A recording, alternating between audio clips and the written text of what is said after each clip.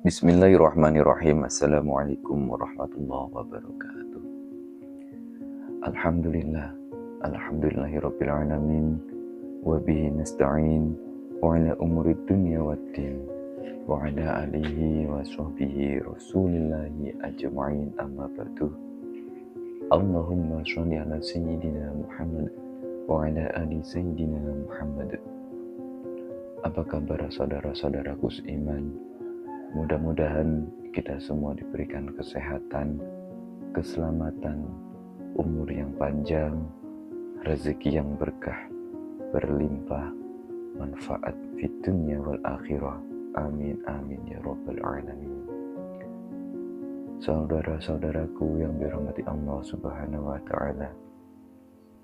Dalam kesempatan kali ini saya akan berbagi amalan atau mengijazahkan amalan tentang memperlancar kerezekian.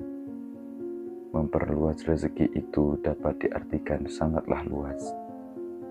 Bisa yang sudah bekerja, tambah lancar pekerjaannya. Bisa yang belum bekerja atau pengangguran, akan cepat mendapatkan pekerjaan. Bisa yang usahanya sedang seret, akan diperlancar usahanya. Bisa juga yang sedang kelilit hutang, agar cepat bisa melunasi hutang-hutangnya. Dan masih banyak yang lain lagi. Tapi sebelum itu saya tegaskan terlebih dahulu bahwa setelah mengamalkan amalan ini, jangan berandai-andai terlalu jauh.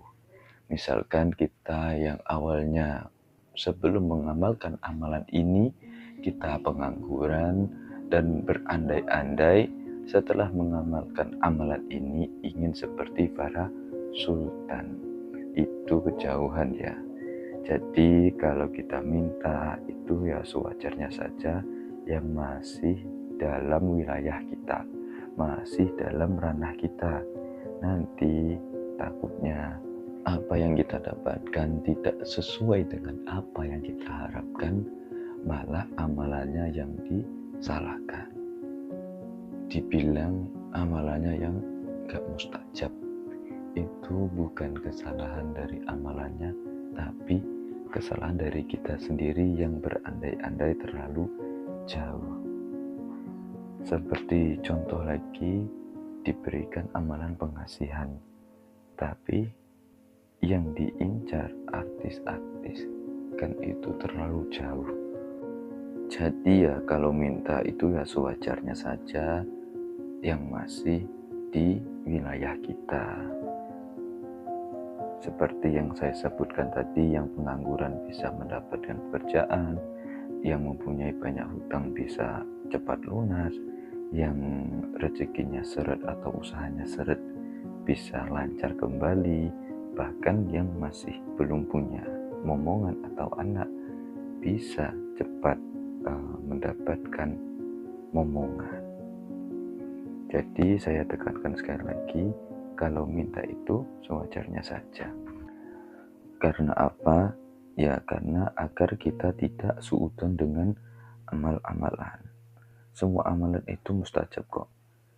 Karena itu kalam Allah atau sabda Nabi atau dari ulama-ulama warasatul anbiya. Semua itu tergantung dari diri kita yang mengamalkannya. Saudara-saudaraku yang dirahmati Allah Subhanahu wa taala, baiklah langsung saja untuk amalannya, yaitu membaca surat Al-Waqiah setiap hari habis sholat asar. Karena amalan ini saya dapat dari guru saya, kiai saya, yang juga mengamalkan amalan tersebut. Jadi amalan ini sudah diijazahkan oleh saya dan saya bisa mengijazahkan ke kalian semua. Jadi bacaannya yaitu Bismillahirrahmanirrahim. Idza waqa'atil waqi'ah laisa liwaqa'atiha kadhibah khafidatur rafi'ah ila akhirih, sampai selesai. Pasti di sini ada yang merasa berat karena surat Al-Waqiah agak lumayan panjang.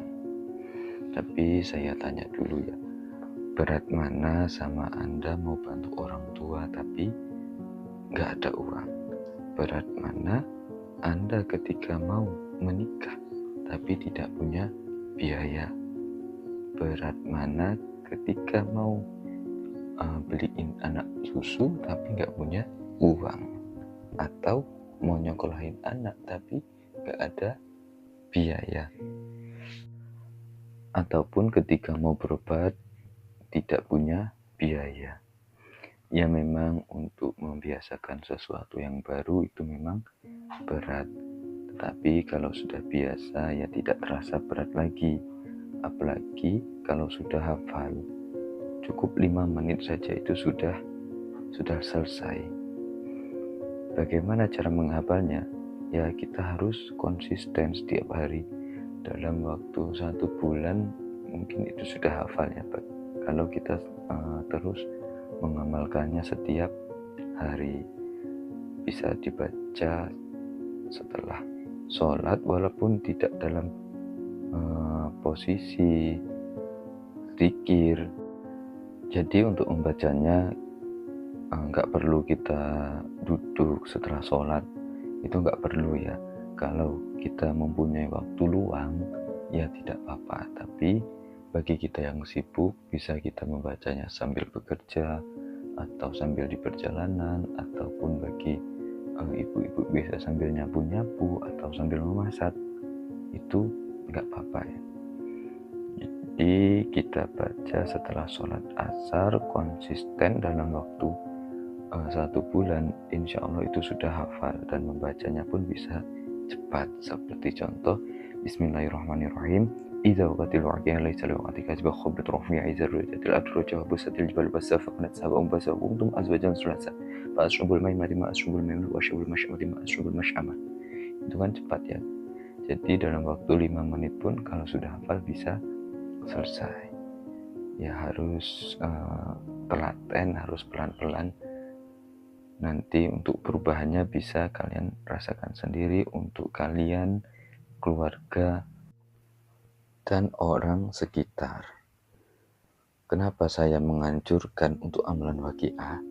Karena memang amalan waqiah ini amalan yang paling banyak diamalkan oleh para kiai-kiai, ustadz-ustadz, dan para ulama.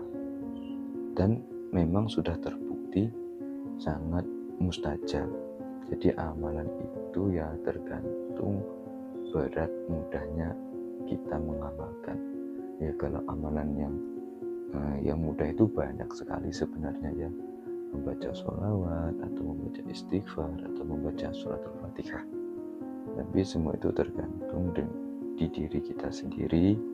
Kalau kita memang dekat dengan Gusti Allah, itu walaupun kita membaca amalan yang simple itu langsung mustajab, karena kita dari hati sudah bersih, perilaku pun sudah baik. Jadi ya tinggal membaca sedikit saja sudah mustajab. Tapi bagi kita yang seperti ini yang masih banyak dosa, sering khilaf, ya memang kita harus mengamalkan yang lebih ekstrim ya, karena kita sadar sendiri kita masih banyak dosa. Selain kita mengamalkan, kita juga agar bisa lebih dekat dengan Gusti Allah. Mungkin cukup itu yang bisa saya sampaikan, mudah-mudahan bermanfaat. Dan bagi yang ingin mengamalkan, silakan, saya sudah mengijazahkan. Mudah-mudahan rezeki kita semua diperlancarkan oleh Gusti Allah. Mudah-mudahan kita semua diberikan kesehatan, keselamatan, hingga kita bisa bertemu dalam pertemuan berikutnya.